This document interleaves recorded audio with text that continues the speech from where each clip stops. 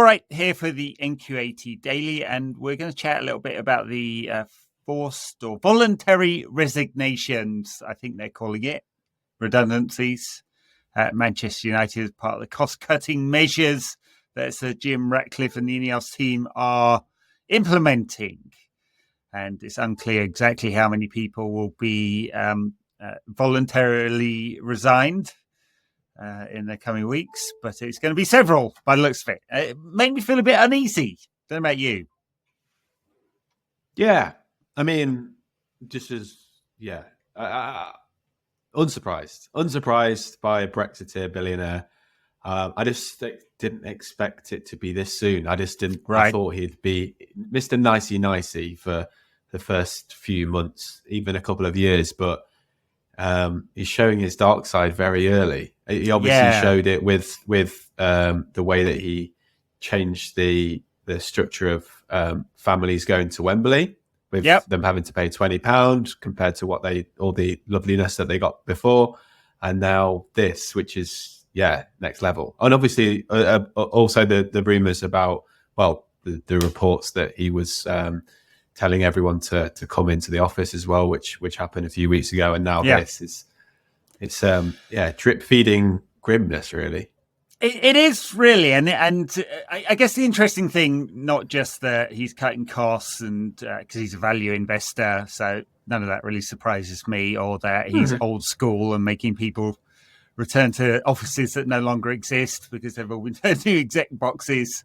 I guess none of that's really a surprise. I guess it's the contrast, isn't it, with just how wasteful United have been prior to the Ineos team joining. And I don't really mean amongst the normies.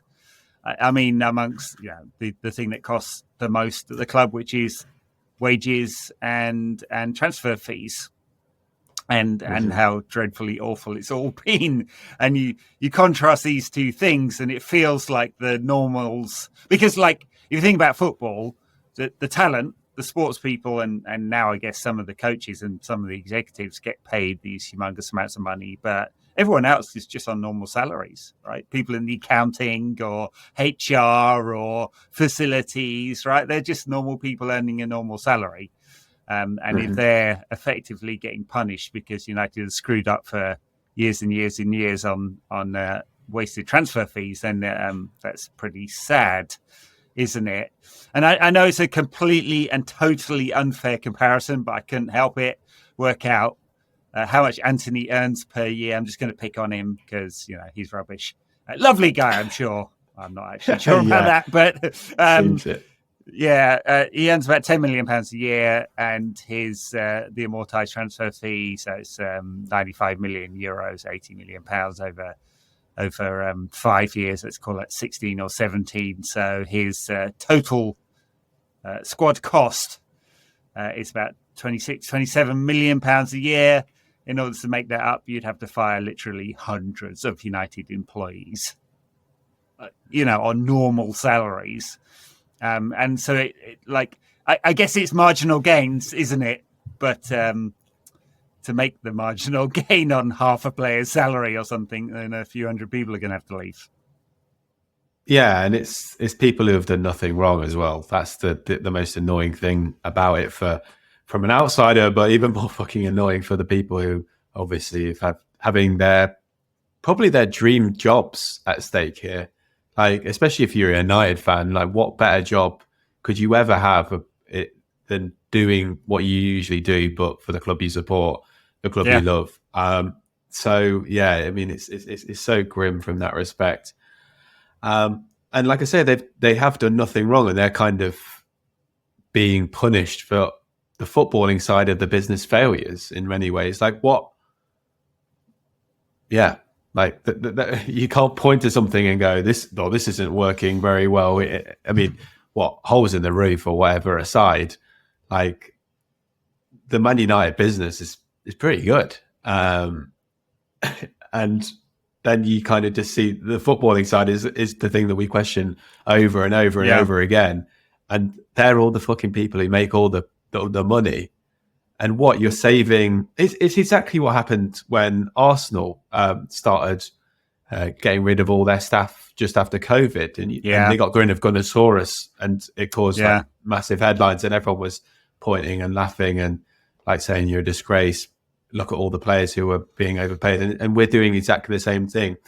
Just a few weeks or months after kind of Ratcliffe was talking about how we need a Wembley of the North, and almost kind of bringing those Tory slogans in about like levelling up the North type of thing, and then what, you're getting rid of all the normal people, the proletariat from their jobs, within 6 months of being in the job, as he's not even the bloody owner, he's a minority.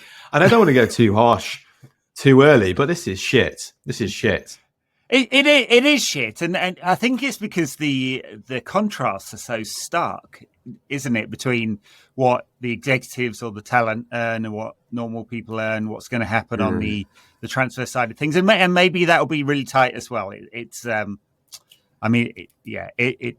Like the Telegraph piece today said, 35 million is the transfer budget plus whatever United can make in sales, and that given who they might sell, well, especially Greenwood, actually translates into quite a large transfer budget because it all goes on this year's FFP, obviously. So, like, it may well be that the tightening of the belt will happen all throughout the club and talent as well. But it's just that stark contrast between, well, two things really: the fact that there's been such waste on the talent side of things, and then the people getting punished for it are normals. Normal salaries, having to pay for their own transport, couldn't even afford a sandwich at Wembley or whatever, right? That contrast, and then the contrast with, well, the new owner, Sir Jim, lives as a non-dom in Monaco, and so while this was being announced, his executive team were in Monaco with him. So Wilcox, I don't think Brother and Ashworth were there. But Wilcox, Colette Roche, the interim CEO, Jean-Claude Blanc, Brailsford, and so on, were meeting in Monaco because Sir Jim's a non-dom. I mean, he can only spend 180 days a year inside the UK. Otherwise, he doesn't get what some people suggest is a £4 billion tax benefit. And so it feels a bit icky from that point of view, doesn't it? A bit like in COVID, as you said, with Arsenal, but also with Liverpool. They furloughed a bunch of staff. United didn't. And we're like, they've actually behaved decently, the Glazers here. Yeah. Because the marginal financial gain is really kind of tiny, isn't it? It's a couple of months' salary for one of the top players. And if the Glazers had done this, well, we wouldn't have been surprised whatsoever. But for whatever reason, they didn't. And it's like we've just kind of Radcliffe came in as a good cop, and automatically he's turned into bad cop. So we've got bad cop situation going on. Like, who's the good guy here? Like, well, yeah, no one. And I know we shouldn't be surprised. Like I said at the start, I'm not shocked. Brexit billionaire does something bad, shock, horror type of thing. Again, one, I'm surprised it's happened so soon. But also, I guess, two, this is kind of just the way football is. And we were never going to... We got lucky in the fact that we didn't get Qatar, even though that guy was completely made up. But the second choice, the better choice, was never going to be just, I don't know, Jesus Christ reincarnated. It was never going to be some guy who's just doing it from the good of his heart. Like, okay, guys, there's always going to be some dickhead who's gonna and we kind of got the lesser of the two dickheads in this respect. Maybe but he was always going to be a dickhead at some point. Exactly. Look, the list of squeaky clean billionaires is very, very short, isn't it? Yes, and you don't become a billionaire by lifting everyone out of poverty, do you? That's not how it works. And I suppose the argument made from the operational side, the operational side, is United's staffing had got quite bloated. I mean, for a football club, there are a lot of staff, about 1,000 staff at United, and that is more than probably all the other Premier League. It's a lot more than City's. Now, United have a really big commercial team. It's unclear how this will be distributed. Like, is it across all departments? It kind of reporting seemed like it was a kind of blanket email that went out and an offer. You'll get your annual bonus early if you take a voluntary resignation. That was kind of interesting as well, because redundancy is a process. It's a legal process. And unions get involved if anyone's unionized at United. And you have to show why this particular role, specific individual roles, are redundant in the company and no longer needed because of whatever business change or market change and so on. And redundancy payments are for the staff are tax free up to, I can't remember, 30,000, is it? I'm not a HR lawyer, but something like that. And so, like, the details there matter for people who may be only earning 30,000 a year, and to get a little bit of money, either in a bonus or a redundancy payment, makes a big difference. Oh yeah, because you've got another job to find quickly. Yeah. So with a lot, I think the statutory redundancy is what, a month and a half worth of wait, depending on what notice. How long you've been there? Yeah. So, but so I'm not sure how it works with this voluntary redundancy, voluntary resignation thing. They said that they will pay out a bonus. I think always the problem is when whether it's voluntary redundancy or voluntary resignations, the staff are completely in the lurch. They're completely in the dark until they see numbers. That's what they want to see. They want to see, how much am I going to get paid if I get paid out at this level, or else when it starts to become involuntary redundancy, that's when the payment is also lower as well, and you're just getting fucked over. So like you can't anyone who's been through a redundancy situation at their work, like, you can't underestimate how stressful this is, like, especially in this day and age with the cost of living crisis. You're thinking about, oh shit, I've got my rent due every single month. What the hell's going to happen if I'm out of a job for a month and a half, 2 months, and then my redundancy money is starting to run dry? Like, these are really stressful times. And like I say, that's not even to go into the fact that this is probably the dream job for a lot of people as well. And sure, we all know how business works. And like you say, like, if it's a little bit bloated, then I guess cutbacks are sometimes necessary. But I think it's also the way you go about things. And by sending a mass email out to all of the staff, that is just, it's Elon Musk did that when he went to Twitter and got absolutely vilified for it, quite rightly. And it's just so lacking in tact. It's and just kind of like almost just like dehumanizing people a little bit. Like, it's like, you don't really matter, I'll just send out a mass email type of thing. It's not a great look at all.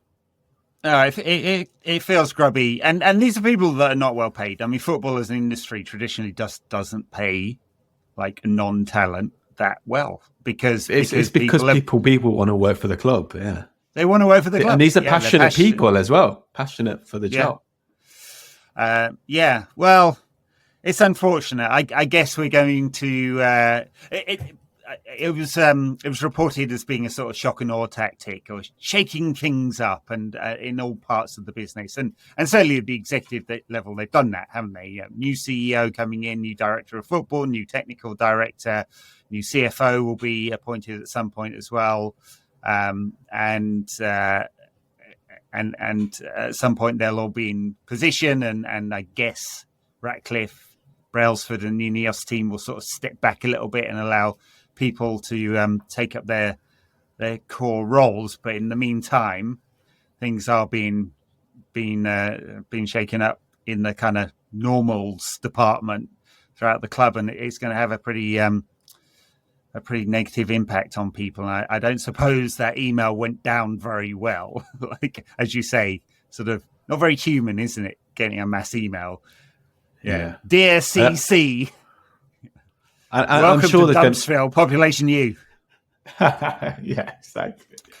And I'm sure there's going to be some arguments out there from people who are saying, oh, yes, it's the way a business is, it's ruthless. Thankfully, it's going to help the football team, blah, blah, blah. But like, you've got I think you just got to be a bit more empathic than that, to be honest.